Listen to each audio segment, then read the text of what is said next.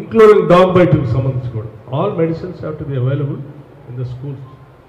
మీరు దానికి సంబంధించిన మెడికల్ రూమ్ లాగానే పెట్టుకొని అన్ని స్కూల్స్లో మీరు చేయండి.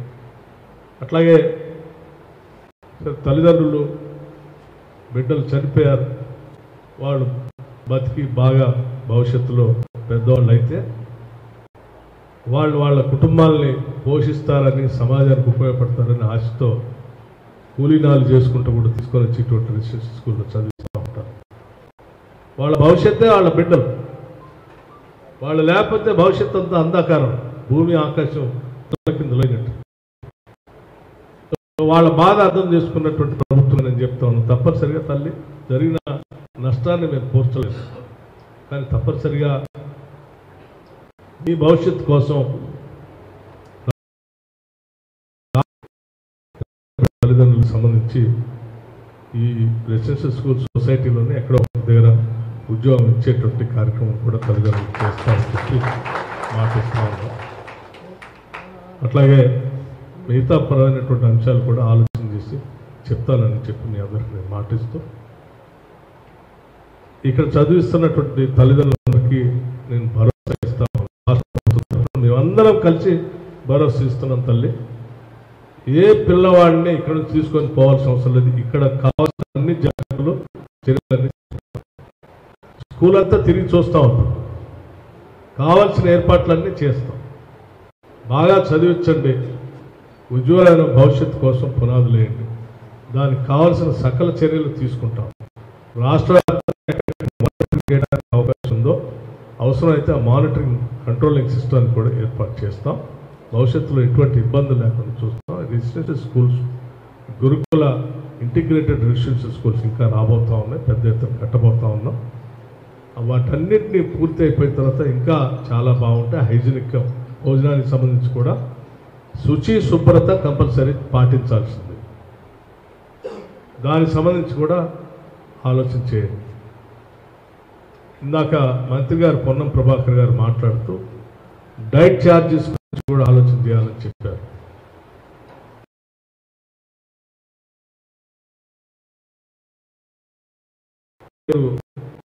రేట్ పెంచుతూ ఏజెన్సీస్ చేస్తారో ఆహారంలో కూడా పెరుగుతున్నటువంటి ధరలను దృష్టిలో పెట్టుకొని దానికి అనుగుణంగా డైట్ ఛార్జెస్ గురించి కూడా ఆలోచన చేయాలని చెప్పారు. తప్పనిసరిగా డైట్ ఛార్జెస్ పైన కూడా ఒక కమిటీ వేసి పెరిగిన ధరలకు అనుగుణంగా డైట్ ఛార్జెస్ని ఎంత పెంచాలో, ఏ రకంగా పెంచాలనే దానికి కూడా చర్యలు తీసుకొని పౌష్టికాహారం పిల్లలకు అందేటట్టుగా చూసే బాధ్యత తప్పనిసరిగా తీసుకుంటామని చెప్పి మీ అందరికీ మాటిస్తూ ఉన్నాం. దయచేసి మీరు అధైర్యపడకండి, బిడ్డలు చదివించండి. బెడ్షీట్స్, కావాల్సిన బట్టలు, పుస్తకాలు అన్నీ టైంకి వచ్చేటట్టుగా క్యాలెండర్ని కూడా తయారు చేస్తున్నాం. గతంలోలాగా ఎప్పుడు పడితే అప్పుడు ఇచ్చేటట్టుగా కాకుండా స్కూల్ ఎప్పుడు స్టార్ట్ అవుతుందో అదే రోజు ఆ పిల్లలకి కావాల్సినవన్నీ కూడా అందుబాటులోకి వచ్చేటట్టుగా. అట్లాగే కింద పడుకుంటున్నారని చెప్తా ఉన్నాం. కింద పడుకోవటానికి వీల్లేదు. తప్పనిసరిగా ప్రతి పిల్లవాడికి బెడ్ ఉండాల్సిందే, కాట్ ఉండాల్సిందే, కాట్ పైన బెడ్ ఉండాల్సిందే, బెడ్షీట్ ఉండాల్సిందే. దానికి కావాల్సినటువంటి బడ్జెట్ సెక్రటరీ గారికి నేను చెప్తా ఉన్నాను. అన్ని స్కూల్స్ మీరు చూడండి, ఈ ఒక్క స్కూలే కాదు, అన్ని స్కూల్స్ ఎక్కడెక్కడ కార్డ్స్ కావాలో చూసి మీరు ఎస్టిమేషన్ చేసుకొని వచ్చి మీ సెక్రటరీ గారి ద్వారా, ఎడ్యుకేషన్ సెక్రటరీ గారి ద్వారా ఒక ప్రపోజల్ ఇస్తే అన్ని స్కూల్స్కి కావాల్సినటువంటి విధంగా ఏర్పాటు చేస్తాం. ప్రతి స్కూల్లో టాయిలెట్స్ ఉండాల్సిందే, ప్రతి స్కూల్లో టాయిలెట్స్ ఉండాల్సిందే, రన్నింగ్ వాటర్ కూడా నడవాల్సిందే. ప్రతి స్కూల్కి సంబంధించిన ఎలక్ట్రిఫికేషన్ కూడా ప్రాపర్గా ఉండాల్సిందే. బార్డర్లో మొత్తం స్కూల్ కాంపౌండ్ వాళ్ళకి సంబంధించి ప్రాపర్ సెక్యూరిటీ అరేంజ్మెంట్స్ చేసుకోవాల్సింది.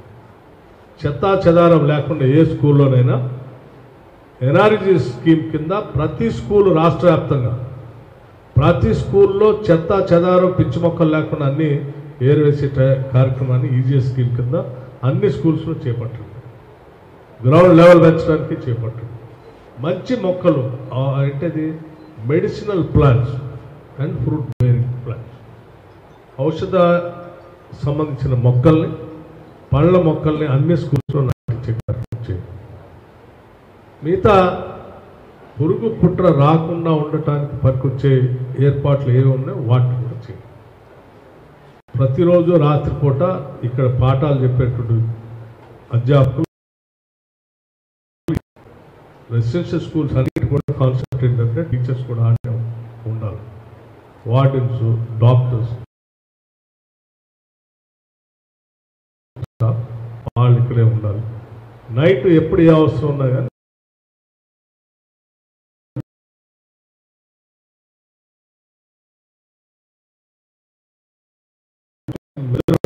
సేఫ్టీ మెజర్స్ కావాలి. డీటెయిల్గా మేము తయారు చేసి దాన్ని ఒక క్యాలెండర్ లాగా బయట మన ఆఫీస్ రూమ్లో వేలాడదీయండి. ప్రతిరోజు అవన్నీ ఉన్నాయా లేదా చెక్ చేసుకుంటా చెక్ లిస్ట్ లాగా పెట్టేసి టిక్ కూడా చేయండి. ఏమేమి లేవు మీకు తెలుసు, ఏమేమి ఉన్నాయో మీకు తెలుసు. దాన్ని బట్టి ఇమీడియట్గా యాక్షన్ ఎట్లా తీసుకోవాలో తెలుస్తుంది. ఇప్పటికే రాష్ట్ర ప్రభుత్వం తరఫున మా మంత్రిమండలి సమావేశంలో కూడా ముఖ్యమంత్రి గారు మేము అందరం కలిసి ఒక నిర్ణయం తీసుకున్నాం. ప్రతి మంత్రి ప్రతి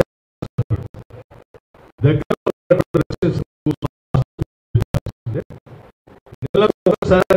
కూర్చొని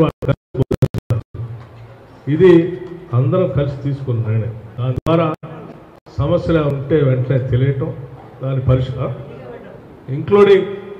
ఇంక్లూడింగ్ జిల్లా కలెక్టర్, జిల్లా సంబంధించిన వైద్యాధికారి వాళ్ళు కూడా నెలకు ఒకసారైనా కనీసం ఆ పాఠశాలకు వెళ్ళి పిల్లలతో కలిసి